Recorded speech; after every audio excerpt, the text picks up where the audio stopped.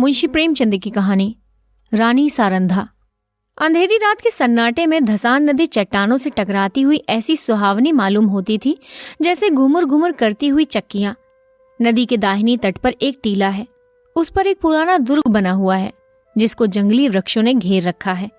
टीले के पूर्व की ओर छोटा सा गांव है। ये गढ़ी और गांव दोनों एक बुंदेला सरकार के कीर्ति चिन्ह हैं। शताब्दियां व्यतीत हो गईं। बुंदेलखंड में कितने ही राज्यों का उदय और अस्त हुआ। मुसलमान आए और गए, बुंदेले राजा उठे और गिरे। कोई गांव, कोई हल्का ऐसा ना था जो इन दुर्व्यवस्थाओं से पीड़ित ना हो। मगर इस दुर्ग पर किसी शत्रु की विजय पताका न लहराई और इस गांव में किसी विद्रोह का भी पदार्पण न हुआ। ये उसका सौभाग्य था। अनिरुद्ध सिंह वीर राजपूत था। वो जमाना ही ऐसा था जब मनुष्य मात्र को अपने बाहुबल और पराक्रम ही का भरोसा था। एक और मुस्लिम सेनाएं पैर जमाए खड़ी रहती थीं, दूसरी ओर बलवान राजा अपने निर्बल भाइयों का गला घोटने पर तत्पर रहते थे। अनिरुद्ध सिंह के पास सवारों और पियादों का एक छोटा सा मगर सजीव दल था। इससे वो अपने कुल और मर्यादा की रक्षा किया करता था। उसे कभी चैन से बैठना नसीब ना होता था। 3 वर्ष पहले उसका विवाह शीतला देवी से हुआ था, मगर अनिरुद्ध विहार के दिन और विलास की रातें पहाड़ों में काटता था और शीतला उसकी जान की खैर मनाने में। वो कितनी बार पति से अनुरोध कर चुकी थी, कितने बार उसके पैरों पर गिरकर रोई थी कि तुम मेरी आंखों से दूर ना हो, मुझे हरिद्वार ले चलो, मुझे तुम्हारे साथ वनवास अच्छा लगेगा। वो वियोग अब नहीं सहा जाता। उसने प्यार से कहा, जिद से कहा, विनय की, मगर अनिरुद्ध बुंदेला था। शीतला अपने किसी हथियार से उसे परास्त न कर सकी। अंधेरी रात थी, सारी दुनिया सोती थी, तारे आकाश में जागते थे। शीतला देवी पलंग पर पड़ी करवटें बदल रही थी और उसकी ननद सारंधा फर्श पर पड़ी मधुर स्वप्न से गाती थी, बिनु रघुबीर कटत नहीं रहना। शीतला ने कहा, जीना जलाओ, क्या तुम्हें भी नींद नहीं आती? तुम्हें लोरी सुना रही हूं। मेरी आंखों से नींद लोप हो गई है। किसी को ढूंढने गई होगी। इतने में द्वार खुला और एक गठे हुए बदन के रूपवान पुरुष ने भीतर प्रवेश किया। ये अनिरुद्ध था। उसके कपड़े भीगे हुए थे और बदन पर कोई हथियार न था। शीतला चारपाई से उतरकर जमीन पर बैठ गई। सारंधा ने पूछा, भैया ये कपड़े क्यों भीगे हैं? नदी तैर कर आया हूं। हथियार क्या हुए? छिन गए। और साथ के आदमी? सबने वीरगति पाई। शीतला ने दबी जबान से कहा, ईश्वर ने ही कुशल किया। मगर सारंधा के तीवरों पर बल पड़ गए और मुखमंडल गर्व से सतेज हो गया। बोली, भैया तुमने कुल की मर्यादा खो दी, ऐसा कभी ना हुआ था। सारंधा भाई पर जान देती थी। उसके मुंह से यह धिक्कार सुनकर अनिरुद्ध लज्जा और खेद से विकल हो गया। वो वीराग्नि जिसे क्षण भर के लिए अनुराग ने दबा लिया था फिर ज्वलंत हो गई। वो उल्टे पांव लौटा और ये कहकर चला गया कि सारंधा तुमने मुझे सदैव के लिए सचेत कर दिया। ये बात मुझे कभी ना भूलेगी। अंधेरी रात थी। आकाश मंडल में तारों का प्रकाश बहुत धुंधला था। अनिरुद्ध किले से बाहर निकला, पल भर में नदी के उस पार जा पहुंचा और फिर अंधकार में लुप्त हो गया। शीतला उसके पीछे पीछे किले की दीवार तक आई, मगर अनिरुद्ध छलांग मारकर बाहर कूद पड़ा तो वो विरहिणी एक चट्टान पर बैठकर रोने लगी। इतने में सारंधा भी वहां आ पहुंची। शीतला ने नागिन की तरह बल खाकर कहा, मर्यादा इतनी प्यारी है? हाँ, अपना पति होता तो हृदय में छिपा लेती, ना छाती में छुरा चुभा देती। शीतला ने ऐंठ कर कहा, चोली में छिपाती फिरोगी, मेरी बात गिरह में बांध लो। जिस दिन ऐसा होगा मैं भी अपना वचन पूरा कर दिखाऊंगी। इस घटना के 3 महीने पीछे अनिरुद्ध मेहरौनी को जीत करके लौटा और साल भर पीछे सारंधा का विवाह ओरछा के राजा चंपत राय से हो गया। मगर उस दिन की बातें दोनों महिलाओं के हृदय स्थल में कांटे की तरह खटकती रहीं। राजा चंपत राय बड़े प्रतिभाशाली पुरुष थे। सारी बुंदेला जाति उनके नाम पर जान देती थी और उनके प्रभुत्व को मानती थी। गद्दी पर बैठते ही उन्होंने मुगल बादशाहों को कर देना बंद कर दिया और वे बाहुबल से राज्य विस्तार करने लगे। मुसलमानों की सेनाएं बार बार उन पर हमले करती थी पर हार कर लौट जाती थी। यही समय था जब अनिरुद्ध ने सारंधा का चंपत राय से विवाह कर दिया। सारंधा ने मुंह मांगी मुराद पाई। उसकी ये अभिलाषा कि मेरा पति बुंदेला जाति का कुल तिलक हो पूरी हुई। यद्यपि राजा के रनिवास में 5 रानियां थीं, मगर उन्हें शीघ्र ही मालूम हो गया कि वो देवी जो हृदय में मेरी पूजा करती है सारंधा है। परंतु कुछ घटनाएं हुई कि चंपत राय को मुगल बादशाह का आश्रित होना पड़ा। वो अपने राज्य अपने भाई पहाड़ सिंह को सौंप कर चले गए। ये शाहजहां के शासनकाल का अंतिम भाग था। शहजादा दारा शिकोह राजकीय कार्यों को संभालते थे। युवराज की आंखों में शील था और चित्त में उदारता। उन्होंने चंपत राय की वीरता की कथाएं सुनी थी, इसलिए उनका बहुत आदर सम्मान किया और कालपी की बहुमूल्य जागीर उनको भेंट की, जिसकी आमदनी 9 लाख थी। ये पहला अवसर था कि चंपत राय को आए दिन के लड़ाई झगड़े से निवृत्ति मिली और उसके साथ ही भोग विलास का प्राबल्य हुआ। रात दिन आमोद प्रमोद की चर्चा रहने लगी। राजा विलास में डूबे, रानियां जड़ाऊ गहनों पर रीझी, मगर सारंधा इन दिनों बहुत उदास और संकुचित रहती। वो इन रहस्यों से दूर दूर रहती। ये नृत्य और गान की सभाएं उसे सूनी प्रतीत होती। एक दिन चंपत राय ने सारंधा से कहा, सारन, तुम उदास क्यों रहती हो? मैंने तुम्हें कभी हंसते नहीं देखा। क्या मुझसे नाराज हो? सारंधा की आंखों में जल भर आया। बोली, स्वामी जी, आप क्यों ऐसा विचार करते हैं? जहां आप प्रसन्न हैं वहां मैं भी खुश हूं। मैं जब से यहां आया हूं मैंने तुम्हारे मुख कमल पर कभी मनोहारिणी मुस्कुराहट नहीं देखी। तुमने कभी अपने हाथों से मुझे बीड़ा नहीं खिलाया, कभी मेरी पाग नहीं संवारी, कभी मेरे शरीर पर शस्त्र नहीं सजाए। कहीं प्रेमलता मुरझाने तो नहीं लगी? प्राणनाथ, आप मुझसे ऐसी बातें पूछते हैं जिसका उत्तर मेरे पास नहीं है। यथार्थ में इन दिनों मेरा चित्त कुछ उदास रहता है। मैं बहुत चाहती हूं कि खुश रहूं, मगर बोझ सा हृदय पर धरा रहता है। चंपत राय स्वयं आनंद में मग्न थे, इसलिए उनके विचार में सारंधा को असंतुष्ट रहने का कोई उचित कारण नहीं हो सकता था। वो भौहें सिकोड़ कर बोले, मुझे तुम्हारे उदास रहने का कोई विशेष कारण नहीं मालूम होता। ओरछे में कौन सा सुख था जो यहां नहीं है? सारंधा का चेहरा लाल हो गया। बोली, मैं कुछ कहूं आप नाराज तो ना होंगे? चंपत राय, नहीं, शौक से कहो। ओरछे में मैं एक राजा की रानी थी, यहां मैं एक जागीरदार की चेरी हूं। ओरछे में मैं वो थी जो अवध में कौशल्या थी, यहां मैं बादशाह के एक सेवक की स्त्री हूं। जिस बादशाह के सामने आज आप आदर से सिर झुकाते हैं, वो कल आपके नाम से कांपता था। रानी से चेरी होकर भी प्रसन्नचित होना मेरे वश में नहीं है। आपने ये पद और विलास की सामग्रियां बड़े महंगे दामों में मोल ली हैं। चंपत राय के नेत्रों पर से एक पर्दा सा हट गया। वे अब तक सारंधा की आत्मिक उच्चता को न जानते थे। जैसे वो बे माँ बाप का बालक माँ की चर्चा सुनकर रोने लगता है, उसी तरह ओरछे की याद से चंपत राय की आंखें सजल हो गईं। उन्होंने आदरयुक्त अनुराग के साथ सारंधा को हृदय से लगा लिया। आज से उन्हें फिर उसी उजड़ी बस्ती की फिक्र हुई जहां से धन और कीर्ति की अभिलाषाएं खींच लाई थी। माँ अपने खोए हुए बालक को पाकर निहाल हो जाती है। चंपत राय के आने से बुंदेलखंड निहाल हो गया। ओरछे के भाग जागे, नौबतें झड़ने लगी और फिर सारंधा के कमल नेत्रों में जातीय अभिमान का आभास दिखाई देने लगा। यहाँ रहते रहते महीनों बीत गए। इस बीच में शाहजहां बीमार पड़ा। पहले से ईर्ष्या की अग्नि दहक रही थी। ये खबर सुनते ही ज्वाला प्रचंड हुई। संग्राम की तैयारियां होने लगी। शहजादे मुराद और मुहिउद्दीन अपने अपने दल सजाकर दक्षिण से चले। वर्षा के दिन थे। उर्वरा भूमि रंग बिरंग के रूप भर भर कर अपने सौंदर्य को दिखाती थी। मुराद और मुहिउद्दीन उमंगों से भरे हुए कदम बढ़ाते चले आ रहे थे, यहाँ तक कि धौलपुर के निकट चंबल के तट पर आ पहुंचे। परंतु उन्होंने बादशाही सेना को अपने शुभागमन के निमित्त तैयार पाया। शहजादे अब बड़ी चिंता में पड़े। सामने अगम में नदी लहरें मार रही थी, किसी के त्याग के सदृश। विवश होकर चंपत राय के पास संदेश भेजा कि खुदा के लिए हमारी डूबती हुई नाव को पार लगाइए। राजा ने भवन में जाकर सारंधा से पूछा, इसका क्या उत्तर दूं? आपको मदद करनी होगी। उनकी मदद करना दारा शिकोह से बैर लेना है। ये सत्य है, परंतु हाथ फैलाने की मर्यादा भी तो निभानी चाहिए।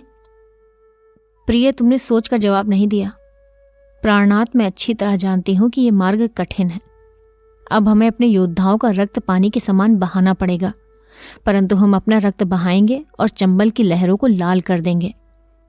विश्वास रखिए कि जब तक नदी की धारा बहती रहेगी वो हमारे वीरों की कीर्तिगान करती रहेगी। जब तक बुंदेलों का एक भी नाम लेवा रहे, ये रक्त बिंदु उसके माथे पर केसर का तिलक बनकर चमकेंगे। वायुमंडल में मेघराज की सेनाएं उमड़ रही थीं। ओरछे के किले से बुंदेलों की एक काली घटा उठी और वेग के साथ चंबल की तरफ चली। प्रत्येक सिपाही वीर रस से झूम रहा था। सारंधा ने दोनों राजकुमारों को गले से लगा लिया और राजा को पान का बीड़ा देकर कहा, बुंदेलों की लाज अब तुम्हारे हाथ है। आज उसका एक एक अंग मुस्कुरा रहा था और हृदय हुलसित था। बुंदेलों की ये सेना देखकर शहजादे फूले न समाये। राजा वहां की अंगुल अंगुल भूमि से परिचित थे। उन्होंने बुंदेला को तो एक आड़ में छिपा दिया और शहजादों की फौज को सजाकर नदी के किनारे किनारे पश्चिम की ओर चले। दाराशिकोह को भ्रम हुआ कि शत्रु किसी अन्य घाट से नदी उतरना चाहता है। उन्होंने घाट पर से मोर्चे हटा लिए। घाट में बैठे हुए बुंदेले उनकी ताक में थे। बाहर निकल पड़े और उन्होंने तुरंत ही नदी में घोड़े डाल दिए। चंपत राय ने शहजादा दाराशिकोह को भुलावा देकर अपनी फौज घुमा दी और वो बुंदेलों के पीछे चलता हुआ उस पार उतरा। इस कठिन चाल में 7 घंटों का विलंब हुआ, परंतु जाकर देखा तो 700 बुंदेलों की लाशें तड़प रही थीं। राजा को देखते ही बुंदेलों की हिम्मत बंध गई। शहजादों की सेना ने भी अल्लाह अकबर की ध्वनि के साथ धावा किया। बादशाही सेना में हलचल पड़ गई। उनकी पंक्तियां छिन्न भिन्न हो गईं।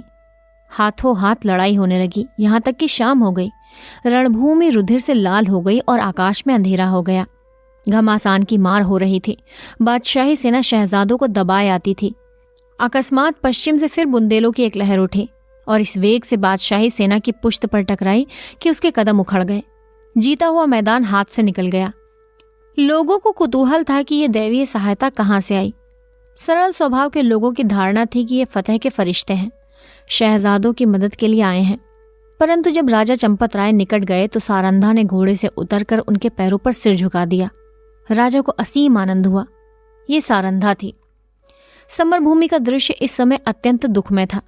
थोड़ी देर पहले जहां सजे हुए वीरों के दल थे, वहां अब बेजान लाशें तड़प रही थी। मनुष्य ने अपने स्वार्थ के लिए अनादिकाल से ही भाइयों की हत्या की है। अब विजयी सेना लूट पर टूटी। पहले मर्द मर्दों से लड़ते थे, वो वीरता और पराक्रम का चिन्ह था। ये नीचता और दुर्बलता की ग्लानिप्रद तस्वीर थी। उस समय मनुष्य पशु बना हुआ था, अब वो पशु से भी बढ़ गया। इस नोच खसोट में लोगों को बादशाही सेना के सेनापति वली बहादुर खां की लाश दिखाई दी। उसके निकट उसका घोड़ा खड़ा हुआ अपनी दुम से मक्खियां उड़ा रहा था। राजा को घोड़ों का शौक था, देखते ही वो उस पर मोहित हो गया। ये इराकी जाति का अति सुंदर घोड़ा था। एक एक अंग सांचे में ढला हुआ, सिंह की सी छाती, चीते की सी कमर। राजा ने हुक्म दिया, खबरदार, इस प्रेमी पर कोई हथियार न चलाए। इसे जीता पकड़ लो, ये मेरे अस्तबल की शोभा बढ़ाएगा। जो इसे मेरे पास लाएगा उसे धन से निहाल कर दूंगा। योद्धागण चारों ओर से लपके, परंतु किसी को साहस न होता था कि उसके निकट जा सके। कोई चुमकारता था, कोई फंदे में फंसाने की फिक्र में था, पर कोई उपाय सफल न होता था। वहां सिपाहियों का मेला सा लगा हुआ था। तब सारंधा अपने खेमे से निकली और निर्भय होकर घोड़े के पास चली गई। उसकी आंखों में प्रेम का प्रकाश था, छल का नहीं। घोड़े ने सिर झुका दिया। रानी ने उसकी गर्दन पर हाथ रखा और वो उसकी पीठ सहलाने लगी। घोड़े ने उसके आंचल में अपना मुंह छुपा लिया। रानी उसकी रास पकड़कर खेमे की ओर चली। घोड़ा इस तरह चुपचाप उसके पीछे चला मानो सदैव से ही उसका सेवक है। पर बहुत अच्छा होता कि घोड़े ने सारंधा से भी निष्ठुरता की होती। ये सुंदर घोड़ा आगे चलकर इस राज परिवार के निमित्त स्वर्ण जटित मृग साबित हुआ। संसार का एक रणक्षेत्र है। इस मैदान में उसी सेनापति को विजय लाभ होता है जो अवसर को पहचानता है। वो अवसर पर जितने उत्साह से आगे बढ़ता है, उतने ही उत्साह से आपत्ति के समय पीछे हट जाता है। वो वीर पुरुष राष्ट्र का निर्माता होता है और इतिहास उसके नाम पर यश के फूलों की वर्षा करता है। पर इस मैदान में कभी कभी ऐसे सिपाही भी जाते हैं जो अवसर पर कदम बढ़ाना जानते हैं, लेकिन संकट में पीछे हटना नहीं जानते। ये रणवीर पुरुष विजय को नीति की भेंट कर देते हैं। वे अपनी सेना का नाम मिटा देंगे, किंतु जहां एक बार पहुंच गए वहां से कदम पीछे नहीं हटाएंगे। उनमें कोई विरला ही संसार क्षेत्र में विजय प्राप्त करता है, किंतु प्रायः उनकी हार विजय से भी अधिक गौरवात्मक होती है। अगर अनुभवशील सेनापति राष्ट्र की नींव डालता है तो आन पर जान देने वाले, मुंह न मोड़ने वाला सिपाही राष्ट्र के भावों को उच्च करता है और उसके हृदय पर नैतिक गौरव को अंकित कर देता है। उसे इस कार्य क्षेत्र में चाहे सफलता न हो, किंतु जब किसी व्याख्यान या सभा में उसका नाम जबान पर आ जाता है तो श्रोतागण एक स्वर से उसके कीर्ति गौरव को प्रतिध्वनित कर देते हैं। सारंधा आन पर जान देने वालों में से थी। शहजादा मुहिउद्दीन चंबल के किनारे से आगरे की ओर चला तो सौभाग्य उसके सिर मोरछल हिलाता था। जब वो आगरे पहुंचा तो विजय देवी ने उसके लिए सिंहासन सजा दिया। औरंगजेब गुणज्ञ था। उसने बादशाही सरदारों के अपराध क्षमा कर दिए, उनके राज्य पद लौटा दिए और राजा चंपत राय को उसके बहुमूल्य कृत्यों के उपलक्ष्य में 12,000 मनसब प्रदान किया। ओरछा से बनारस और बनारस से जमुना तक उसकी जागीर नियत की गई। बुंदेला राजा फिर से राजसेवक बना। वो फिर सुख विलास में डूबा और रानी सारंधा फिर पराधीनता की शोक से घुलने लगी। वली बहादुर खां बड़ा वाक्य चतुर मनुष्य था। उसकी मृदुता ने शीघ्र ही उसे बादशाह आलमगीर का विश्वास पात्र बना दिया। उस पर राजसभा में सम्मान की दृष्टि पड़ने लगी। खां साहब के मन में अपने घोड़े के हाथ से निकल जाने का बड़ा शौक था। एक दिन कुंवर छत्रसाल उसी घोड़े पर सवार होकर सैर को गया हुआ था। वो खां साहब के महल की तरफ जा निकला। वली बहादुर ऐसे ही अवसर की ताक में था। उसने तुरंत अपने सेवकों को इशारा किया। राजकुमार अकेला क्या करता? पांव पांव घर आया और उसने सारंधा से समाचार बयान किया। रानी का चेहरा तमतमा गया। बोली, मुझे इसका शौक नहीं कि घोड़ा हाथ से गया। शौक इसका है कि तू उसे खोकर जीता क्यों लौटा। क्या तेरे शरीर में बुंदेलों का रक्त नहीं है? घोड़ा न मिलता न सही, किंतु तुझे दिखा देना चाहिए था कि एक बुंदेला बालक से उसका घोड़ा छीन लेना कोई हंसी खेल नहीं है। ये कहकर उसने अपने 25 योद्धाओं को तैयार होने की आज्ञा दे दी। स्वयं अस्त्र शस्त्र धारण किए और योद्धाओं के साथ वली बहादुर खां के निवास स्थान पर जा पहुंची। खां साहब उसी घोड़े पर सवार होकर दरबार चले गए थे। सारंधा दरबार की तरफ चली और एक क्षण में किसी वेगवती नदी के सदृश बादशाही दरवाजे के सामने जा पहुंची। ये कैफियत देखते ही दरबार में हलचल मच गई। अधिकारी वर्ग इधर उधर आकर जमा हो गए। आलमगीर भी सहन में निकल आए। लोग अपनी अपनी तलवारें संभालने लगे और चारों तरफ शोर मच गया। कितने ही नेत्रों ने इसी दरबार में अमर सिंह की तलवार की चमक देखी थी। उन्हें वही घटना फिर याद आई।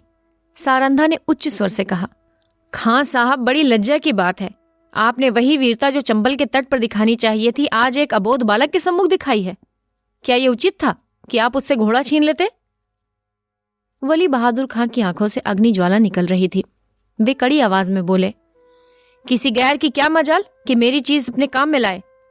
वो आपकी चीज नहीं, मेरी है। मैंने उसे रणभूमि में पाया है और उस पर मेरा अधिकार है। क्या रणनीति की इतनी मोटी बात भी आप नहीं जानते? वो घोड़ा मैं नहीं दे सकता। उसके बदले में सारा अस्तबल आपका। मैं अपना घोड़ा लूंगी। मैं उसके बदले में जवाहरात दे सकता हूं, लेकिन घोड़ा नहीं। तो फिर इसका निश्चित तलवार से होगा। बुंदेले योद्धाओं ने तलवारें सौंत ली और निकट था कि दरबार की भूमि रक्त से प्लावित हो जाए। बादशाह आलमगीर ने बीच में आकर कहा, रानी साहिबा, आप सिपाहियों को रोके। घोड़ा आपको मिल जाएगा, परंतु इसका बहुत मूल्य देना पड़ेगा।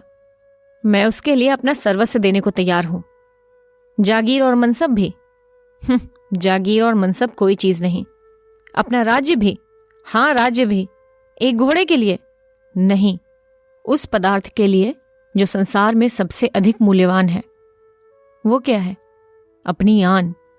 इस भांति रानी ने घोड़े के लिए अपनी विस्तृत जागीर, उच्च राज्य और राज सम्मान सब हाथ से खोया, और केवल इतना ही नहीं, भविष्य के लिए कांटे भी बोए। इस घड़ी से अंत दशा तक चंपत राय को शांति न मिली।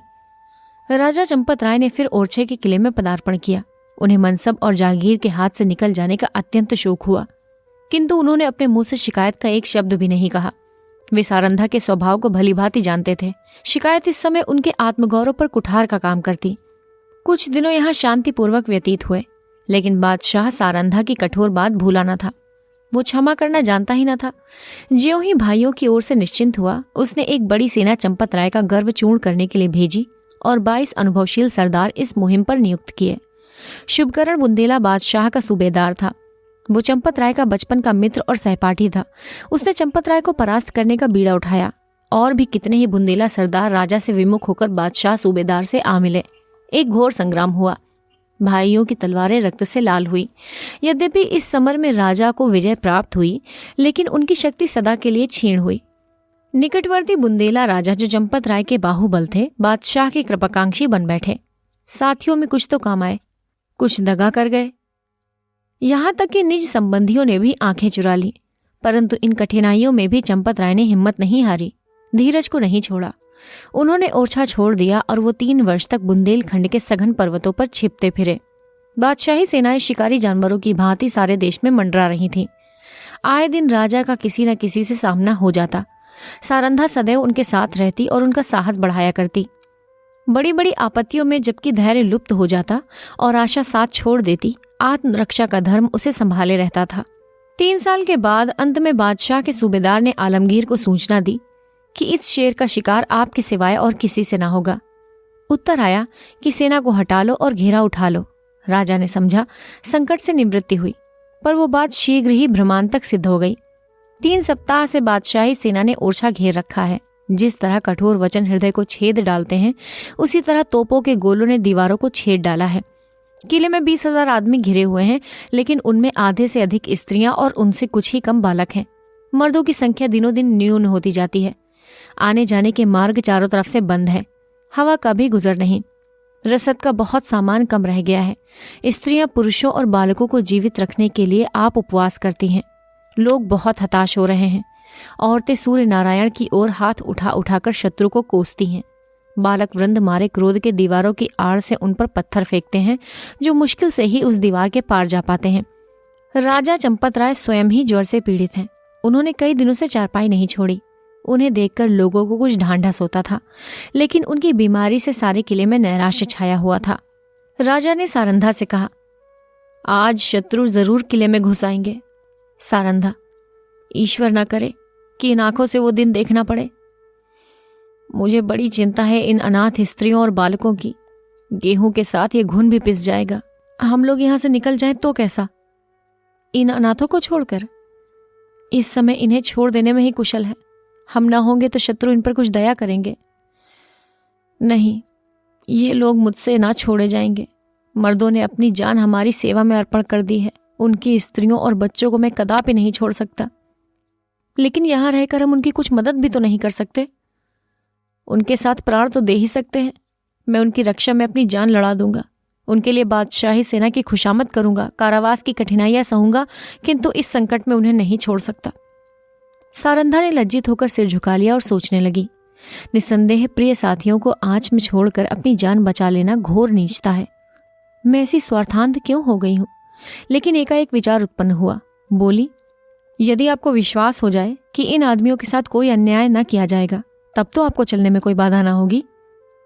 कौन विश्वास दिलाएगा? बादशाह के सेनापति का प्रतिज्ञा पत्र? हाँ, तब मैं सानंद चलूंगा। सारंधा विचार सागर में डूबी। बादशाह के सेनापति से क्यों कर ये प्रतिज्ञा कराऊं? कौन ये प्रस्ताव लेकर वहां जाएगा और निर्दयी ऐसा प्रतिज्ञा करने ही क्यों लगे? उन्हें तो अपनी विजय पर पूरी आशा है। मेरे यहां ऐसा नीति कुशल, वाक्पटु, चतुर कौन है जो इस दुस्तर कार्य को सिद्ध करे? छत्रसाल चाहे तो कर सकता है, उसमें ये सब गुण मौजूद हैं। इस तरह मन में निश्चय करके रानी ने छत्रसाल को बुलाया। ये उसके चारों पुत्रों में से बुद्धिमान और साहसी था। रानी उसे सबसे अधिक प्रेम करती थी। जब छत्रसाल ने आकर रानी को प्रणाम किया तो उसके कमल नेत्र सजल हो गए और हृदय से दीर्घ निश्वास निकल आया। छत्रसाल, माता, मेरे लिए क्या आज्ञा है? आज लड़ाई का क्या ढंग है? हमारे 50 योद्धा अब तक काम आ चुके हैं। बुंदेलों की लाज अब ईश्वर के हाथ में है। हम आज रात को छापा मारेंगे। रानी ने संक्षेप में अपना प्रस्ताव छत्रसाल के सामने उपस्थित किया और कहा, यह काम किसे सौंपा जाए? मुझको। तुम इसे पूरा कर दिखाओगे? हाँ, मुझे पूर्ण विश्वास है। अच्छा, जाओ, परमात्मा तुम्हारा मनोरथ पूरा करे। छत्रसाल जब चला तो रानी ने उसे हृदय से लगा लिया और तब आकाश की ओर दोनों हाथ उठाकर कहे, दयानिधि, मैंने अपने तरुण और होनहार पुत्र बुंदेलों की आन के आगे भेंट कर दिया। अब इस आन को निभाना तुम्हारा काम है। मैंने बड़ी मूल्यवान वस्तु अर्पित की है, इसे स्वीकार करो। दूसरे दिन प्रातःकाल सारंधा स्नान करके थाल में पूजा की सामग्री लिए मंदिर को चली। उसका चेहरा पीला पड़ गया था और आंखों तले अंधेरा छाया जाता था। वो मंदिर के द्वार पर पहुंची ही थी कि उसके थाल में बाहर से आकर एक तीर गिरा और तीर की नोक पर एक कागज का पुर्जा लिपटा हुआ था। सारंधा ने थाल मंदिर के चबूतरे पर रख दिया और पुर्जे को खोलकर देखा तो आनंद से चेहरा खिल गया। लेकिन ये आनंद क्षण भर का था। हाय, इस पुर्जे के लिए मैंने अपना प्रिय पुत्र हाथ से खो दिया है। कागज के टुकड़े को इतने महंगे दामों में किसने लिया होगा? मंदिर से लौटकर सारंधा राजा चंपत राय के पास गई और बोली, प्राणनाथ, आपने जो वचन दिया था उसे पूरा कीजिए। राजा ने चौंक कर पूछा, तुमने अपना वादा पूरा कर दिया? रानी ने वो प्रतिज्ञा पत्र राजा को दे दिया। चंपत राय ने उसे गौरव से देखा, फिर बोले, अब मैं चलूंगा और ईश्वर ने चाहा तो एक बार फिर शत्रुओं की खबर लूंगा। लेकिन सारन, सच बताओ, इस पत्र के लिए क्या देना पड़ा है? रानी ने कुंठित स्वर से कहा, बहुत कुछ। सुनो। एक जवान पुत्र। राजा को बाण सा लग गया। पूछा, कौन? अंगद राय? नहीं। रतन शाह? नहीं। छत्रसाल? हाँ। जैसे कोई पक्षी गोली खाकर परों को फड़फड़ाता है और तब बेदम होकर गिर पड़ता है, उसी भांति चंपत राय पलंग से उछले और फिर अचेत होकर गिर पड़े। छत्रसाल उनका परम प्रिय पुत्र था। उसके भविष्य की सारी कामनाएं उसी पर अवलंबित थीं। जब चेत हुआ तब बोले, सारन, तुमने बुरा किया। अंधेरी रात थी। रानी सारंधा घोड़े पर सवार चंपत राय को पालकी में बैठाए किले के गुप्त मार्ग से निकली जाती थी। आज से बहुत काल पहले एक दिन ऐसी ही अंधेरी दुखमयी रात्रि थी। तब सारंधा ने शीतला देवी को कुछ कठोर वचन कहे थे। शीतला देवी ने उस समय जो भविष्यवाणी की थी वो आज पूरी हुई। क्या सारंधा ने उसका जो उत्तर दिया था वो भी पूरा होकर रहेगा? मध्याह्न था। सूर्य नारायण सिर पर आकर अग्नि की वर्षा कर रहे थे। शरीर को झुलसाने वाली प्रचंड प्रखर वायु वन और पर्वत में आग लगाती फिरती थी। ऐसा विदित होता था मानो अग्निदेव की समस्त सेना गरजती हुई चली आ रही है। गगनमंडल इस भय से कांप रहा था। रानी सारंधा घोड़े पर सवार चंपत राय को लिए पश्चिम की तरफ चली जाती थी। ओरछा 10 कोस पीछे छूट चुका था और प्रतिक्षण ये अनुमान स्थिर हो जाता था कि अब हम भय के क्षेत्र से बाहर निकल आए। राजा पालकी में अचेत पड़े हुए थे और कहार पसीने में सराबोर थे। पालकी के पीछे 5 सवार घोड़ा बढ़ाए चले आते थे। प्यास के मारे सबका बुरा हाल था। तालू सूखा जाता था। किसी वृक्ष की छाह और कुएं की तलाश में आंखें चारों ओर दौड़ रही थीं। अचानक सारंधा ने पीछे की तरफ देखा तो उसे सवारों का दल आता हुआ दिखाई दिया। उसका माथा ठनका कि अब कुशल नहीं है, ये लोग अवश्य हमारे शत्रु हैं। फिर विचार हुआ कि शायद मेरे राजकुमार अपने आदमियों को लिए हमारी सहायता को आ रहे हैं। नैराश्य में भी आशा साथ नहीं छोड़ती। कई मिनट तक वो इसी आशा और भय की अवस्था में रही, यहाँ तक कि दल निकट आ गया और सिपाहियों के वस्त्र साफ नजर आने लगे। रानी ने एक ठंडी सांस ली। उसका शरीर तृणवत कांपने लगा। ये बादशाही सेना के लोग थे। सारंधा ने कहारों से कहा, डोली रोक दो। बुंदेला सिपाहियों ने भी तलवारें खींच ली। राजा की अवस्था बहुत शोचनीय थी, किंतु जैसे दबी हुई आग हवा लगते ही प्रदीप्त हो जाती है, उसी प्रकार इस संकट का ज्ञान होते ही उनके जर्जर शरीर में वीरात्मा चमक उठी। वे पालकी का पर्दा उठाकर बाहर निकल आए। धनुष बाण हाथ में ले लिया, किंतु वो धनुष जो उनके हाथ में इंद्र का वज्र बन जाता था, इस समय जरा भी न झुका। सिर में चक्कर आया, पैर थरथराए और वो धरती पर गिर पड़े। भावी अमंगल की सूचना मिल गई। उस पंख रहित पंछी के सदृश जो सांप को अपनी तरफ आते देखकर ऊपर को उचकता है और फिर गिर पड़ता है। राजा चंपत राय फिर संभल कर उठे और फिर गिर पड़े।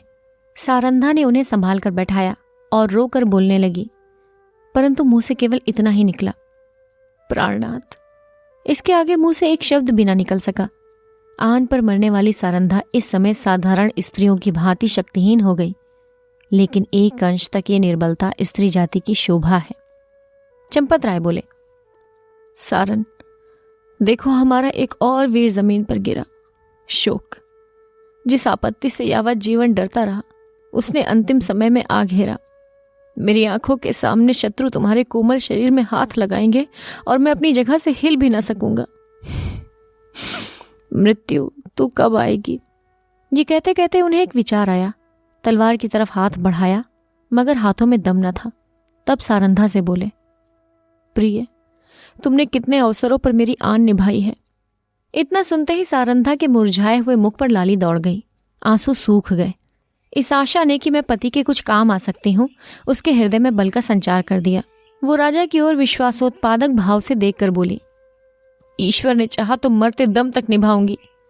रानी ने समझा राजा मुझे प्राण देने का संकेत कह रहे हैं। तुमने मेरी बात कभी नहीं टाली, मरते दम तक न टालूंगी।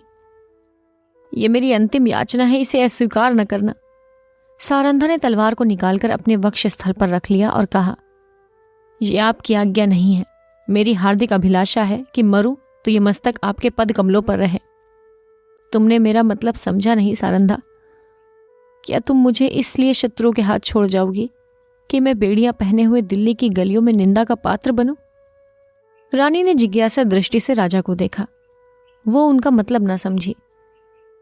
मैं तुमसे एक वरदान मांगता हूं, सहर्ष मांगिए। यह मेरी अंतिम प्रार्थना है। जो कुछ कहूंगा करोगी, सिर के बल करूंगी। देखो, तुमने वचन दिया है, इनकार न करना। आपके कहने की देर है। अपनी तलवार मेरी छाती में चुभा दो। रानी के हृदय पर वज्रघात सा हो गया। बोली, जीवननाथ। इसके आगे वो और कुछ न बोल सकी। आंखों में नैराश्य छा गया। मैं बेड़िया पहनने के लिए जीवित नहीं रहना चाहता। मुझसे ये कैसे होगा? पांचवा और अंतिम सिपाही धरती पर गिरा। राजा ने झुंझला कर कहा, इसी जीवन पर आन निभाने का गर्व था? बादशाह के सिपाही राजा की तरफ लपके। राजा ने नैराश्यपूर्ण भाव से रानी की ओर देखा। रानी क्षण भर अनिश्चित रूप से खड़ी रही, लेकिन संकट में हमारी निश्चयात्मक शक्ति बलवान हो जाती है। निकट था कि सिपाही लोग राजा को पकड़ लें कि सारंधा ने दामिनी की भांति लपक कर अपनी तलवार राजा के हृदय में चुभा दी। प्रेमी की नाव प्रेम के सागर में डूब गई। राजा के हृदय से रुधिर की धारा निकल रही थी, पर चेहरे पर शांति छाई हुई थी। कैसा हृदय है! वो स्त्री जो अपने पति पर प्राण देती थी, आज उसकी प्राणघातिका है। जिस हृदय से आलिंगित होकर उसने यौवन सुख लूटा, जो हृदय उसकी अभिलाषाओं का केंद्र था, जो हृदय उसके अभिमान का पोषक था, उसी हृदय को सारंधा की तलवार छेद रही थी। किस स्त्री की तलवार से ऐसा काम हुआ है? आत्माभिमान का कैसा विषादमय अंत है! उदयपुर और मारवाड़ के इतिहास में भी आत्मगौरव की घटनाएं नहीं मिलती। बादशाही सिपाही सारंधा का यह साहस और धैर्य देखकर दंग रह गए। सरदार ने आगे बढ़कर कहा, रानी साहिबा, खुदा गवाह है, हम सब आपके गुलाम हैं। आपका जो हुक्म हो उसे बसरो चश्म बजा लाएंगे। सारंधा ने कहा, अगर हमारे पुत्रों में से कोई जीवित हो तो ये दोनों लाशें उसे सौंप देना। ये कहकर उसने वही तलवार अपने सीने में चुभा ली। जब वो अचेत होकर धरती पर गिरी तो उसका सिर राजा चंपत की छाती पर था। मुंशी प्रेमचंद की कहानी रानी सारंधा। कथावाचक सोनम।